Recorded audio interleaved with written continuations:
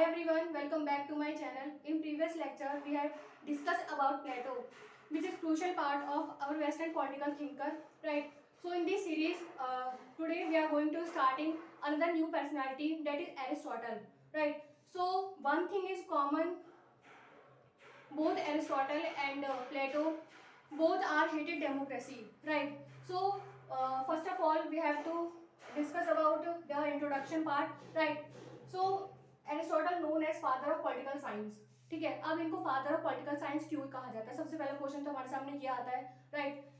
देखो, Aristotle was first to analyze critically and systematically the subject matter of politics and identify its core element, right। तो Aristotle जो है वो ऐसे पहले व्यक्ति थे जिन्होंने पॉलिटिक्स को क्रिटिकली एंड सिस्टमेटिकली एनालाइज किया, राइट। एरिस्टोटल ने अपने टाइम पे 158 कॉन्स्टिट्यूशन की स्टडी की थी, सो दैट्स वाई हम उनको फादर ऑफ कंपैरेटिव पॉलिटिक्स भी कहते हैं, राइट। तो इसीलिए हम उनको फादर ऑफ पॉलिटिकल साइंस और both father of comparative politics, right. क्यों? क्योंकि उन्होंने पॉलिटिक्स की स्टडी की थी इन अ सिस्टमेटिक वे, राइट, और उसको क्रिटिकली एनालाइज किया था। Its core elements such as sovereignty of law and constitutionalism etcetera, right. अब कॉन्स्टिट्यूशनलिज्म यहाँ वर्ड लिखा हुआ है, तो एरिस्टोटल ने अपने थ्योरी ऑफ कॉन्स्टिट्यूशन में, राइट, काफी सारे पॉलिटिकल सिस्टम को डिस्क्राइब किया है, राइट, और ये भी बताया कि सबसे अच्छी फॉर्म ऑफ गवर्नमेंट कौन सी है।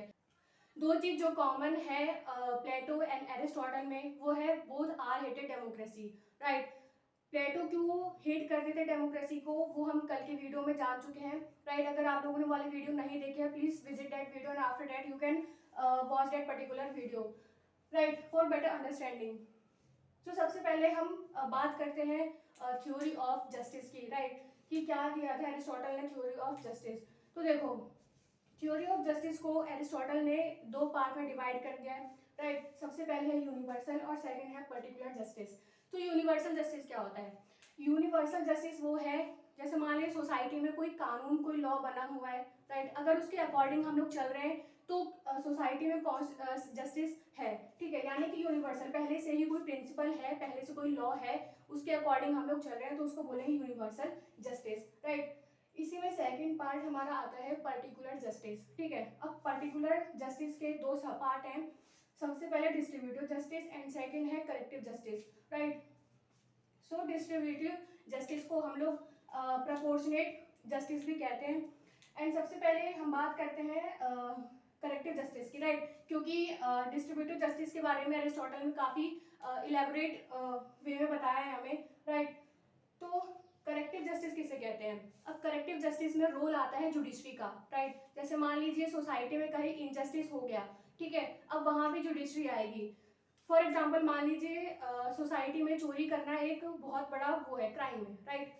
तो यहाँ पे जुडिशरी आती है, ठीक है, वहाँ पे सजा वगैरह देती है, पनिशमेंट मिलता है, तो यहाँ पे आ गया करेक्टिव जस्टिस, ठीक है।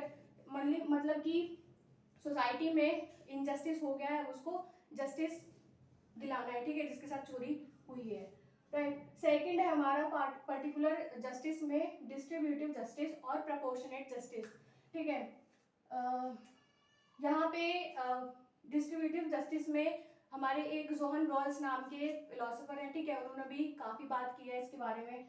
तो हम लोग सबसे पहले देखते हैं कि एरिस्टोटल का क्या व्यू था डिस्ट्रीब्यूटिव जस्टिस के बारे में और प्रोपोर्शनेट जस्टिस के बारे में, ठीक है। बोथ आर सेम, बस नाम अलग अलग है इनके, ठीक है, वैसे दोनों ही बिल्कुल सेम है। सो एरिस्टोटल जो है थ्योरी ऑफ जस्टिस में एक स्टेटमेंट बोलते हैं जो कि बहुत इंपॉर्टेंट है, आप लोगों को उसे कोट करना होगा, ठीक है। एक स्टेटमेंट है, according to Aristotle says treat equals equally and unequal unequally, right. यानी कि सोसाइटी में जो लोग इक्वल हैं उनको इक्वली ट्रीट किया जाए और जो लोग सोसाइटी में अनइक्वल हैं उनको अनइक्वली ट्रीट किया जाए। फॉर एग्जाम्पल मान लीजिए सोसाइटी में किसी को कोई चीज़ प्रोवाइड करानी है, ठीक है, उसके बेसिस पे, किस बेसिस पे उनको कोई चीज़ प्रोवाइड कराई जाएगी, ठीक है।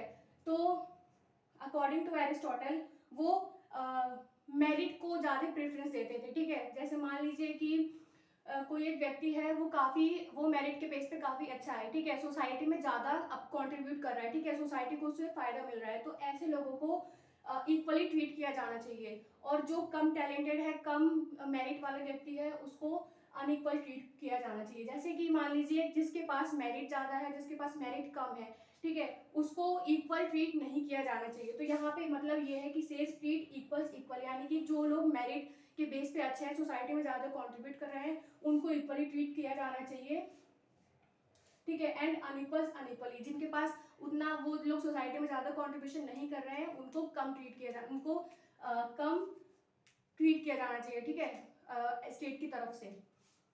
सो ये था थ्योरी ऑफ डिस्ट्रीब्यूटिव जस्टिस में, जो कि एरिस्टोटल ने अभी बताया, ठीक है। तो ये पॉइंट हम डिस्ट्रीब्यूटिव जस्टिस या फिर प्रोपोर्शनेट जस्टिस में हम लोग लिख सकते हैं। सेकेंड पॉइंट है, he held that if a state will give equal treatment to those who are unequal. अब देखिए इसी के नीचे एक्सप्लेन किया है एरिस्टोटल ने कि अगर मान लीजिए सोसाइटी में इक्वल ट्रीटमेंट नहीं हो रहा है, जो लोग मेरिट के बेस पे इक्वल है, ठीक है, और जिनके पास मेरिट, वो मेरिट भी नहीं है जिनके पास, ठीक है, इतने टैलेंटेड नहीं है, ठीक है, अगर उनको इक्वली सोसाइटी में ट्रीट किया जा रहा है, तो ये जिनके पास मेरिट ज़्यादा है, जो ज़्यादा टैलेंटेड है, उनके साथ ये इनजस्टिस होगा, ठीक है। So in their merit and talents it will give rise to feeling of injustice. अब जिनके साथ इनजस्टिस हो रहा है, जिनके पास मेरिट ज़्यादा है, टैलेंट ज़्यादा है, जो लोग सोसाइटी में ज़्यादा कंट्रीब्यूट कर रहे हैं, ठीक है, और जो लोग कम कंट्रीब्यूट कर रहे हैं, अगर उनको इक्वली ट्रीट किया जाए तो ये इनजस्टिस होगा उनके साथ जिनके पास ज़्यादा टैलेंट है। सो डेट्स व्हाई एरिस्टोटल कहते हैं कि says treat equals equally and unequal unequally, right. तो ये वाला स्टेटमेंट हमारे यहाँ पे प्रूव हो जाता है। तो Aristotle talk about talented and meritorious society, ठीक है। सो यहाँ पे इनजस्टिस वाली फीलिंग आएगी, और इनजस्टिस वाली फीलिंग आएगी तो आगे हमारा होगा रिवॉल्यूशन, ठीक है। अब वो लोग जो है वो विद्रोह कर देंगे, रिवॉल्यूशन कर देंगे, तो इसीलिए एरिस्टोटल ने आगे थ्योरी ऑफ रिवॉल्यूशन दी है। तो थ्योरी ऑफ जस्टिस और थ्योरी ऑफ रिवॉल्यूशन आपस में काफ़ी कनेक्टेड है। अगर आप लोगों ने ये वाली वीडियो समझ लिए, मतलब कि एरिस्टोटल का थ्योरी ऑफ जस्टिस समझ लिया है, जो कि दो टाइप के होते हैं, यूनिवर्सल और पर्टिकुलर, ठीक है। पर्टिकुलर को अगेन दो हिस्सों में डिवाइड कर दिया है, distributive justice and collective justice, ठीक है। डिस्ट्रीब्यूटिव जस्टिस उन्होंने सबसे ज़्यादा बात की है डिस्ट्रीब्यूटिव जस्टिस की, और अगर पॉलिटिकल साइंस ऑप्शनल में क्वेश्चन आता है, सबसे ज़्यादा क्वेश्चन हमारे डिस्ट्रीब्यूटिव जस्टिस के ऊपर आएगा, ठीक है। ना तो यूनिवर्सल से क्वेश्चन आना है और ना ही कलेक्टिव जस्टिस से क्वेश्चन आना है, ठीक है। कलेक्टिव जस्टिस यहाँ पे अगेन जुडिशरी आ गई, अगर कोई किसी के साथ इनजस्टिस हो गया तो वहाँ पे जुडिशरी आके अपना रोल परफॉर्म करेगी, ये है हमारा collective justice. Distributive justice again यहाँ पे डिस्ट्रीब्यूटिव जस्टिस के बारे में बोला है एरिस्टोटल ने, treat equals equally and unequal unequally, ठीक है, यानी कि मेरिट के बेस पे वहाँ पे स्टेट को ट्रीट करना चाहिए लोगों को, यानी कि सोसाइटी में, ठीक है। तो काफ़ी इंटरलिंकिंग है। आगे थ्योरी ऑफ जस्टिस को और अच्छे समझने के लिए आप थ्योरी ऑफ रिवॉल्यूशन जरूर देखिएगा, जो कि नेक्स्ट वीडियो में हम बात करने वाले हैं। तब तक के लिए थैंक यू सो मच।